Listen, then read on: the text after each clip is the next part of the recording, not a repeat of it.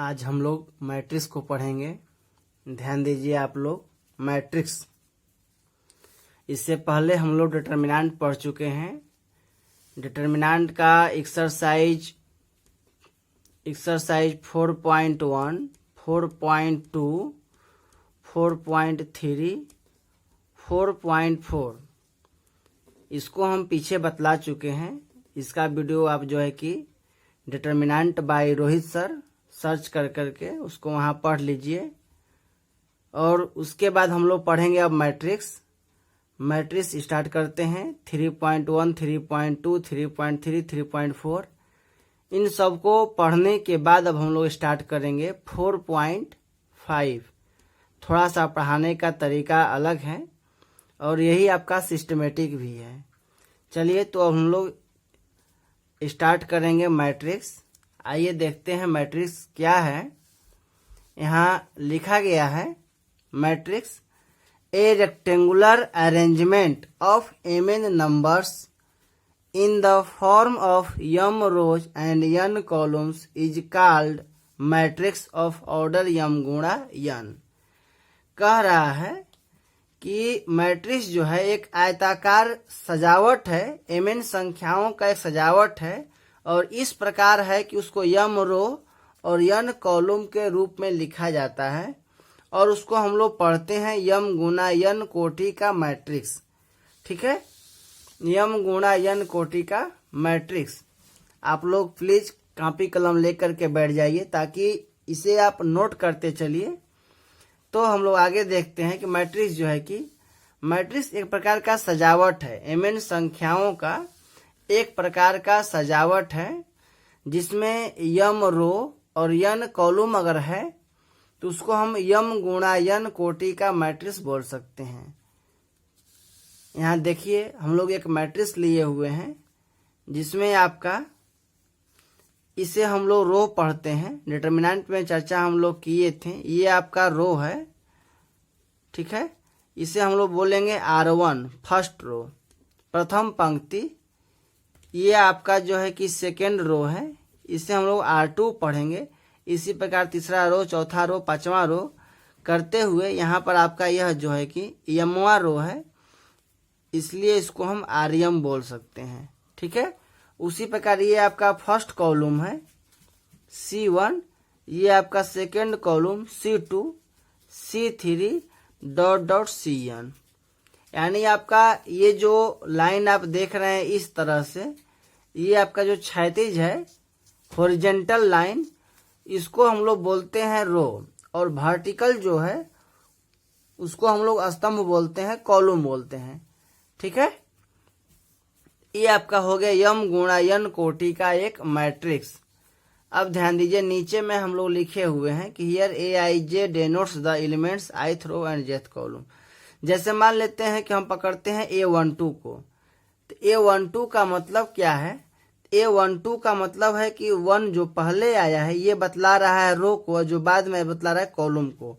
A12 का मतलब यह एलिमेंट जो है कि फर्स्ट रो के सेकेंड कॉलम में है।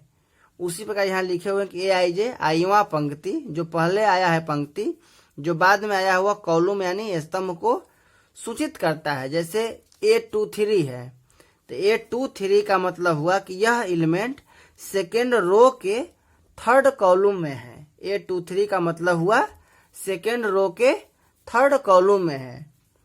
मैट्रिक्स एक प्रकार का सजावट है, इसमें हम संख्याओं को सजा करके एक आयताकार सजावट है, इसमें हम अलग अलग तरीका से सजा करके संख्याओं को लिख सकते हैं।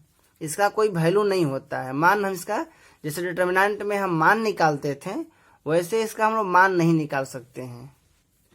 यहाँ पर हम लोग एक मैट्रिक्स ले लेते हैं। जैसे मान लीजिए किसी मैट्रिक्स में 6 एलिमेंट दिया गया है ABCDEF, तो इसको हम लोग कितने प्रकार से सजा सकते हैं, या यह कहें इसको हम लोग कितने तरह से ऑर्डर में ढाल सकते हैं। तो देखिए, जैसे मान लेते हैं एक मैट्रिक्स बनेगा A, मान लेते हैं, इसमें आप A, B, C, D, E, F लिख सकते हैं।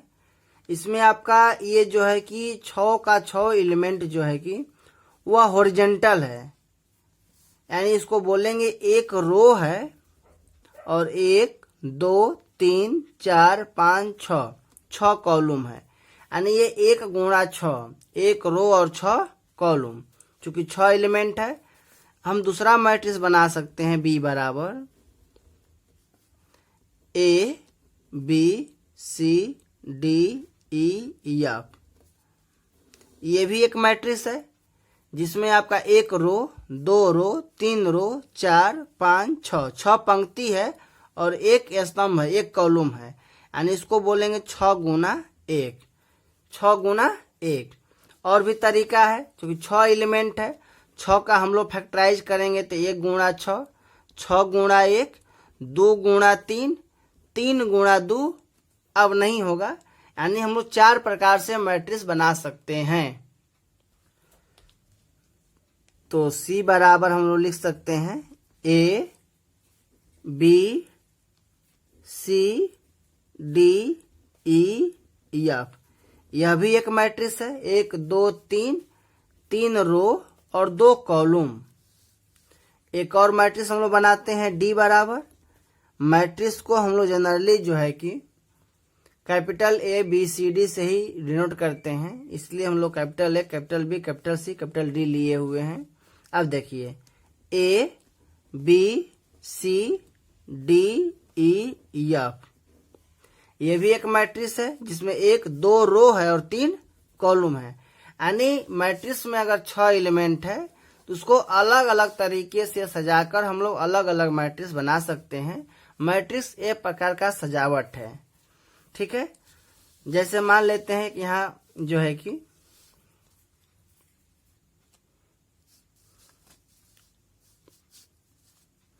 देखिए a matrix is arrangements of numbers we can not get its numerical value, यानी मैट्रिक्स एक प्रकार का अरेंजमेंट है ऑफ नंबर, संख्याओं का, we can not get its numerical value, यानी इसका कोई न्यूमेरिकल वैल्यू जो है कि नहीं होता है। मैट्रिक्स और डिटरमिनेंट में यही अंतर है। हम लोग यहाँ थोड़ा सा बतला देते हैं आप लोग को कि मैट्रिक्स और डिटरमिनेंट में अंतर क्या है। मैट्रिक्स और डिटरमिनेंट में अंतर क्या है, ध्यान दीजिएगा। डिटरमिनेंट हम लोग पिछले क्लास में पढ़ चुके हैं। मैट्रिक्स का कोई मान नहीं होता है, कोई वैल्यू नहीं होता है। डिटरमिनेंट का हम मान निकाल सकते हैं। डिटरमिनेंट का जो है कि एक स्पेसिफिक मान आता है प्रश्न को हल करने पर, और मैट्रिक्स एक प्रकार का सजावट है। देखिए यहाँ हम इसको बतला सकते हैं कि डिटरमिनेंट का जो है कि हम स्पेसिफिक मान निकाल सकते हैं, यानी इसका एक वैल्यू होता है। इसमें इसे हम कहेंगे अरेंजमेंट। मैट्रिक्स का कोई वैल्यू नहीं होता है, एक अरेंजमेंट है। दूसरा इसका अंतर हम बोल सकते हैं कि डिटरमिनेंट जो है कि डिटरमिनेंट में रो और कॉलम बराबर होता है, यानी डिटरमिनेंट 2 गुणा 2 का हो सकता है, 3 गुणा 3 का हो सकता है, 4 गुणा 4 का हो सकता है। जबकि मैट्रिक्स जो है कि एक आयताकार सजावट है, ये 2 गुणा 2 का भी हो सकता है, 3 गुणा 3 का भी हो सकता है, यह 1 गुणा 3 का भी हो सकता है, 2 गुणा 3 का, 3 गुणा 2, यानी इसके अलग अलग कोटि जो हम देख रहे हैं कि इसमें रो और कॉलम बराबर हो भी सकता है और नहीं भी हो सकता है।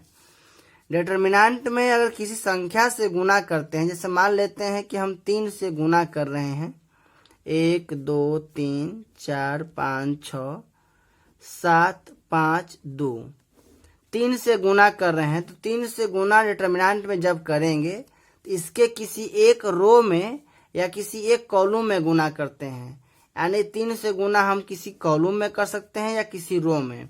3 से गुणा हम कर देते हैं फर्स्ट कॉलम में, 3 4 3 12 और 17 21, और बाकी जो 2 कॉलम है 2 5 5 3 6 2, इसे हम ज्यों का त्यों लिखेंगे, ठीक है। और यहाँ पर जो है कि अगर मैट्रिक्स में हम 3 से गुणा करते हैं, यही क्वेश्चन है आपका, और ये सिंबल आपका मैट्रिक्स का है 1 2 3 4 5 6 7 5 2, कोई ज़रूरत नहीं, फिर भी यहाँ बतला देते हैं कि मैट्रिक्स और डिटरमिनेंट में अंतर क्या है। थोड़ा सा इसको आप लोग समझ लीजिए। देखिए यहाँ हम लोग 3 से गुना करते हैं, 3 से गुना करते हैं, तो 3 से गुना जब मैट्रिक्स में करेंगे तो इसके किसी एक रो या एक कॉलम में गुना नहीं करेंगे, बल्कि प्रत्येक एलिमेंट में गुना करेंगे। तो 3 से गुना हम करेंगे तो 3 से गुना इसके प्रत्येक एलिमेंट में होगा, चाहे वो रो में हो या कॉलम में। यानी 3 से गुना जब हम मैट्रिक्स में करते हैं तो 3 से सब में 3, 3 दूना 6, 3 3 9, 4 3 12, 5 3 15, 6 3 18, 7 3 21, 5 3 15, 3 दूना के 6। यानी इसके प्रत्येक एलिमेंट में जो है कि हम लोग गुना करेंगे।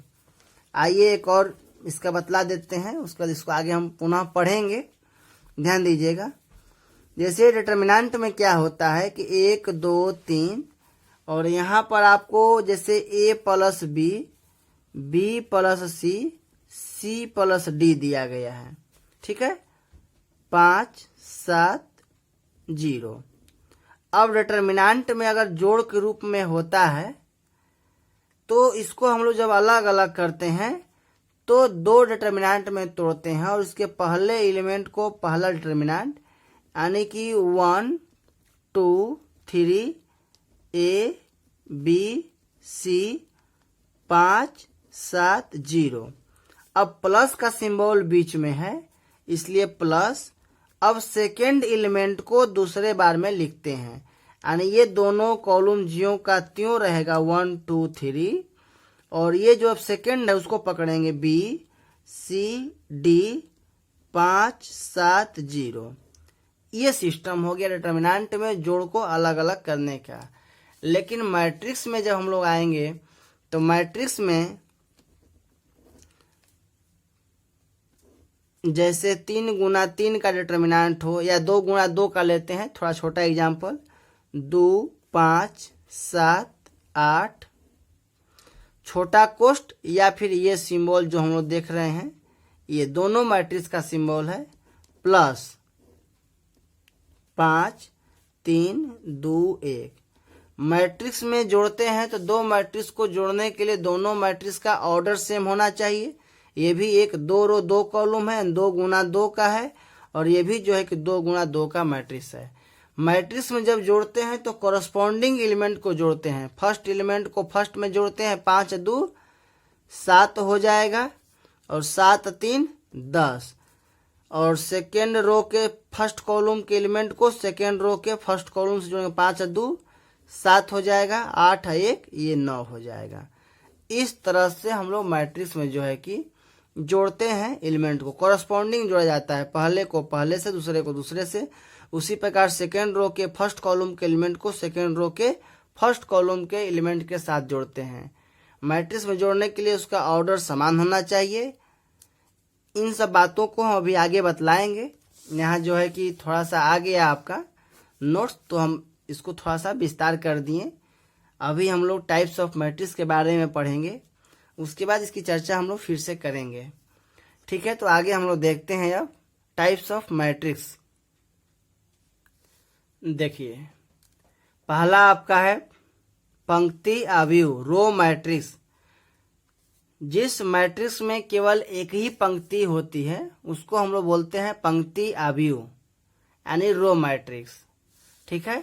जैसे हम देख रहे हैं मैट्रिक्स ए बराबर, यहाँ पर 1 2 3 एक रो है और 3 कॉलम है। तो जिस मैट्रिक्स में एक रो होता है उसको हम लोग बोलते हैं पंक्ति अवयव। उसी प्रकार स्तंभ अवयव, कॉलम मैट्रिक्स, जिस मैट्रिक्स में केवल एक ही कॉलम होता है उसको जो है कि हम लोग बोलते हैं कॉलम मैट्रिक्स, यानी ये matrix having only 1 column is known as a column matrix, ठीक है। यानी एक मैट्रिक्स जिसमें केवल एक ही स्तंभ होता है उसको हम लोग बोलते हैं कॉलम मैट्रिक्स। वर्ग अवयव कह रहा है कि ए मैट्रिक्स ए बराबर ए आई जे यम गुणा n is said to be a square matrix if m बराबर एन। यानी जिस मैट्रिक्स का रो और कॉलम आपस में बराबर होता है उसको हम लोग बोलते हैं वर्ग अवयव, स्क्वायर मैट्रिक्स। जिस मैट्रिक्स में number of row is equal to number of column. जैसे यहाँ देखिए, ये आपका 2 गुणा 2 का मैट्रिक्स है, इसमें आपका 2 रो है, 2 कॉलम है, इसको हम लोग वर्ग आव्यूह यानी स्क्वायर मैट्रिक्स बोलेंगे। इसी प्रकार 3 गुणा 3 का भी हम ले सकते हैं, 0 5 7 3 2 1 5 9 8। ये 3 गुणा 3 का हो गया, जिसमें 3 रो हो गया और 3 कॉलम हो गया, इसलिए इसको हम लोग बोलेंगे स्क्वायर मैट्रिक्स वर्ग आव्यूह। जिस मैट्रिक्स का रो और कॉलम बराबर होगा उसको हम लोग बोलेंगे स्क्वायर मैट्रिक्स वर्ग आव्यूह। देखिए अगला टाइप आपका है आयताकार आव्यूह रेक्टेंगुलर मैट्रिक्स। कह रहा है जिस मैट्रिक्स में रो और कॉलम जो है कि बराबर नहीं होता है, यम बराबर नहीं होगा यन के, वैसे मैट्रिक्स को हम लोग बोलेंगे आयताकार आव्यूह। जैसे आप ले लीजिए ए बराबर 1 2 3 4 5 6, 1 2 3 रो हो गया, 1 2 कॉलम हो गया। यहाँ यम का मान यन के मान के बराबर नहीं है, इसलिए ये आयताकार हो गया। बी बराबर 1 2 3 4 5 0 7 9। देखिए 1 2 रो हो गया, 1 2 3 4 कॉलम हो गया, इसमें 2 रो हो गया और 4 कॉलम, यानी कि यम का मान यन के मान के बराबर नहीं है, तो ऐसे मैट्रिक्स को हम लोग बोलते हैं आयताकार आव्यूह रेक्टेंगुलर मैट्रिक्स।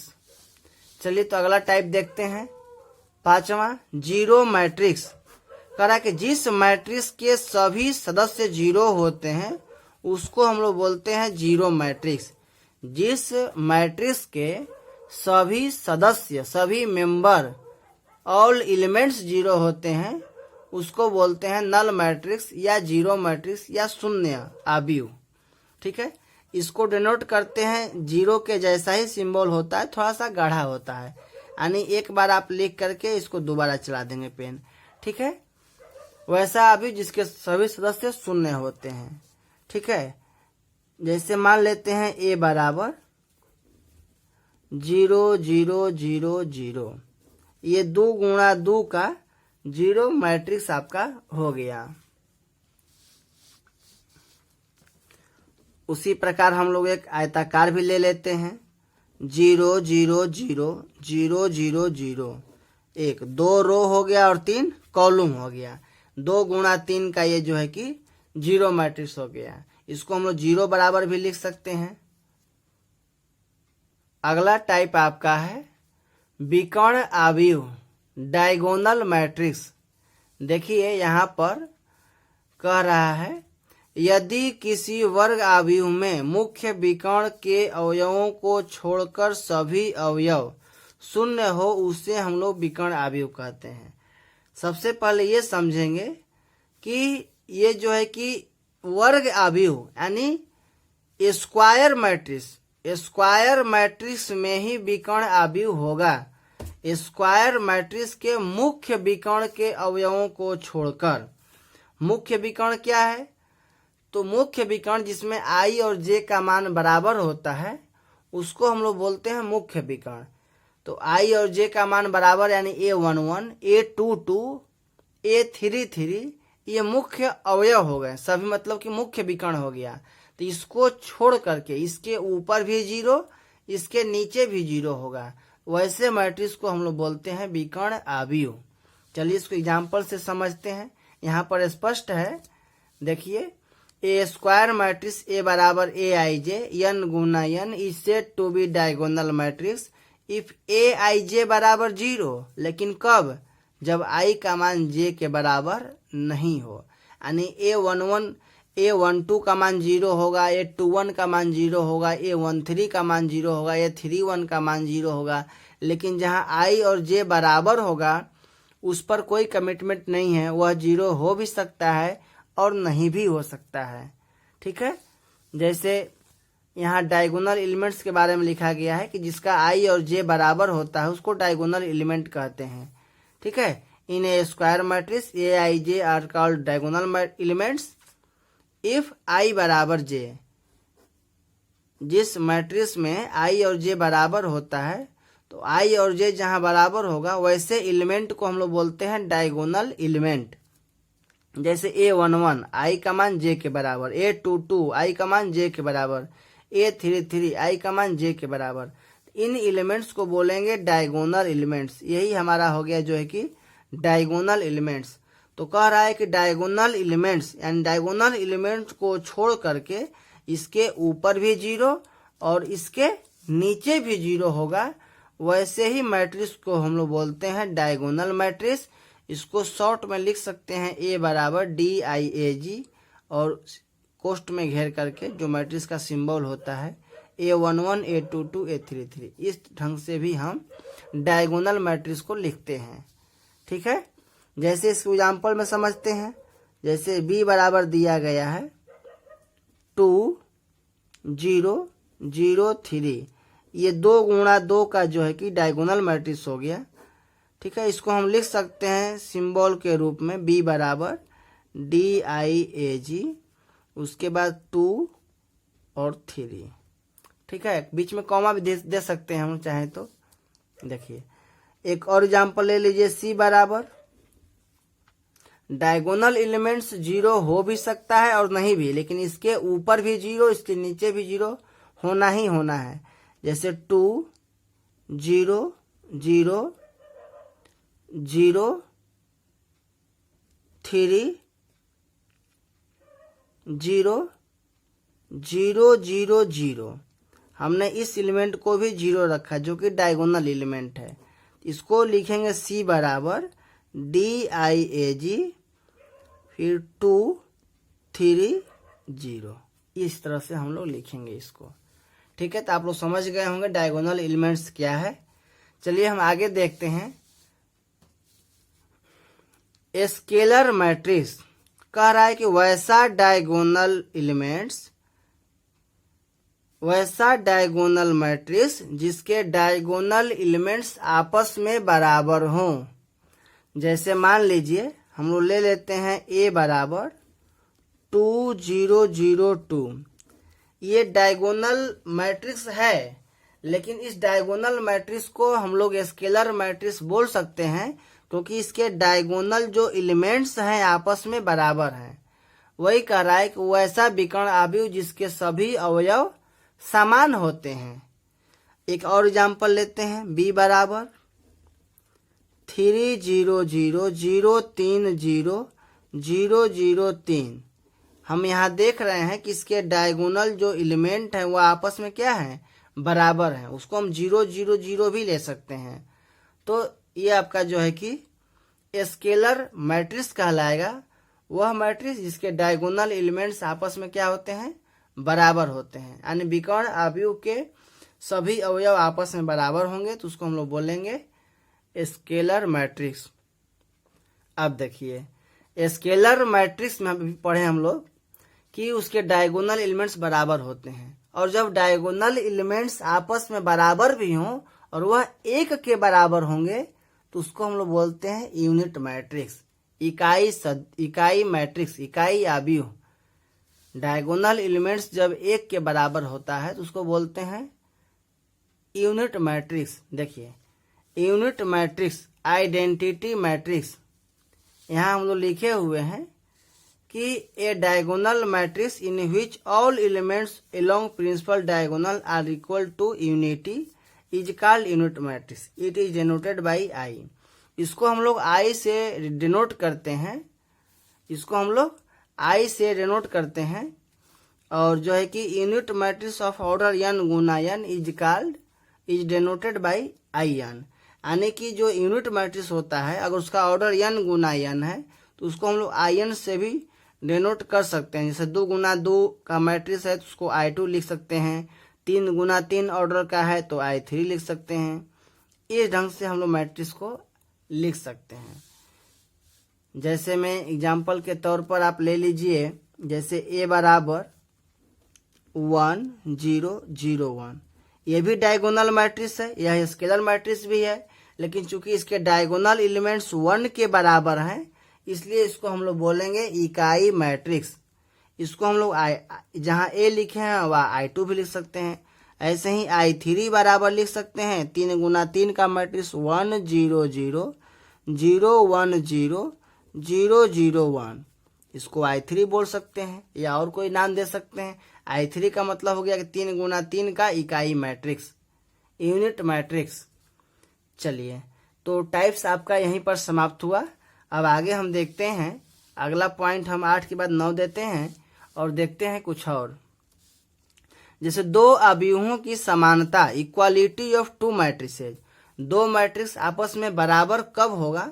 तो ध्यान दीजिए, कह रहा है कि two matrices A and B are said to be equal if its order is same. Order यानी उसका कोटि जो है कि वह समान हो, बराबर हो, and its corresponding elements are equal, और उसके संगत एलिमेंट्स भी आपस में समान हो, तो वैसे मैट्रिक्स को हम लोग बोलते हैं equality of two matrix, and दो मैट्रिक्स आपस में बराबर होगा जब उस मैट्रिक्स के कोटि समान हो और उसके संगत अवयव भी समान हो। आइए इसको हम एग्जाम्पल द्वारा समझते हैं। देखिए, यहाँ पर दिया गया है कि ए और बी एक मैट्रिक्स है जहाँ ए बराबर बी दिया गया है, तो एक्स वाई जेड का मान निकालें। अब आपको दिया गया है कि यह एक्स 0 5 2 ये मैट्रिक्स जो है कि बराबर है, ए बराबर बी है, यानी ये दोनों बराबर है। दोनों बराबर, सबसे पहले इसका ऑर्डर देखेंगे तो ये भी 2 गुणा 2 का, ये भी 2 गुणा 2 का। हम अभी पढ़े हैं कि दो मैट्रिक्स आपस में बराबर होगा तो उसका ऑर्डर जो है कि समान होना चाहिए। तो यहाँ पर ऑर्डर दोनों जगह समान है, इसलिए दोनों मैट्रिक्स आपस में बराबर होगा जब उसके संगत एलिमेंट भी आपस में बराबर होंगे।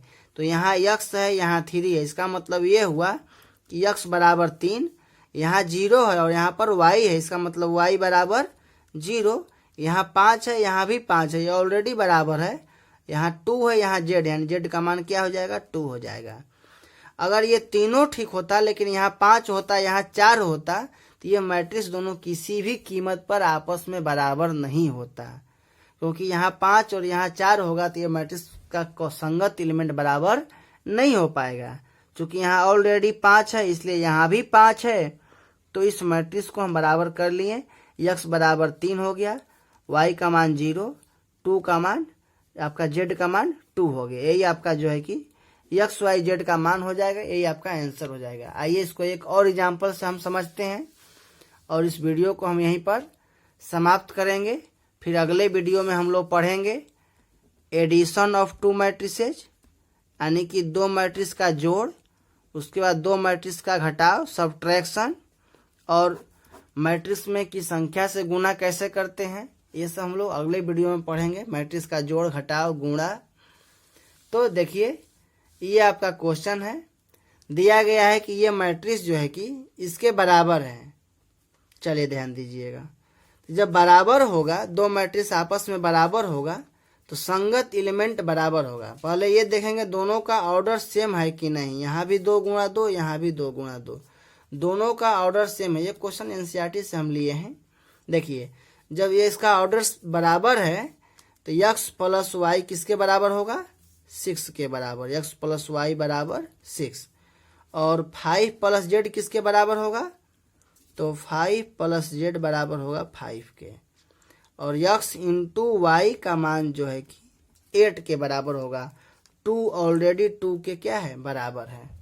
ठीक है, तो यहाँ से हम z का मान निकालेंगे तो z बराबर हो जाएगा आपका 0। और x प्लस वाई का मान 6 है, यहाँ से आप जो है कि y का मान निकालिएगा तो 8/x। इसको समीकरण 1 मानते हैं, इसको 2 मानते हैं, और समीकरण 2 का मान समीकरण 1 में हम रख देते हैं। तो समीकरण 1 हो जाएगा आपका x प्लस 8/x, y के स्थान पर y का मान रख देंगे, बराबर आपका 6। अब इसको हल कर देंगे तो x स्क्वायर प्लस 8, एलसीएम लीजिएगा, x को उधर भेजिएगा तो 6x हो जाएगा।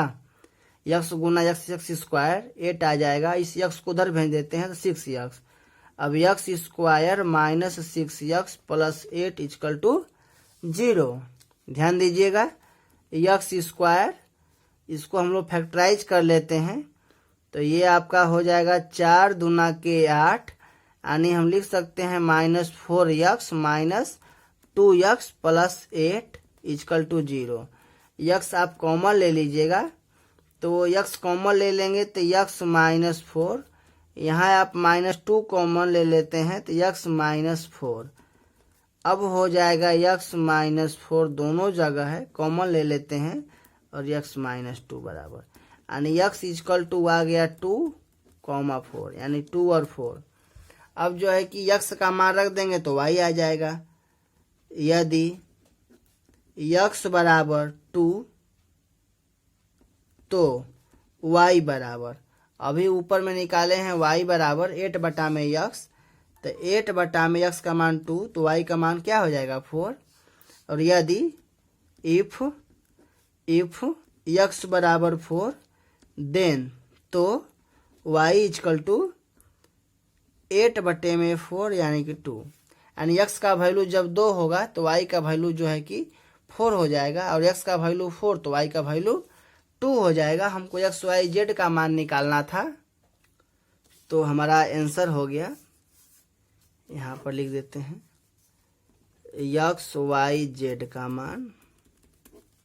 एक्स का मान जब 2 होगा तो वाई का मान 4, जेड का मान 0, या इसको हम कह सकते हैं एक्स वाई जेड का मान आ गया आपका। ये सिंबल आपका आइडेंटिटी का है, इसका मतलब होता है कि ये इसके बराबर, ये इसके बराबर और ये इसके बराबर। एक्स वाई जेड का मान, या एक्स का मान जब 4 तो वाई का मान 2, जेड का मान 0, यही आपका जो है कि आंसर हो जाएगा। चलिए तो हम लोग अगले वीडियो में पढ़ेंगे अब 2 मैट्रिक्स का जोड़, घटाव, गुना, और एक मैट्रिक्स को दूसरे मैट्रिक्स से गुना कैसे करते हैं, ये सब अगले वीडियो हम लोग पढ़ेंगे।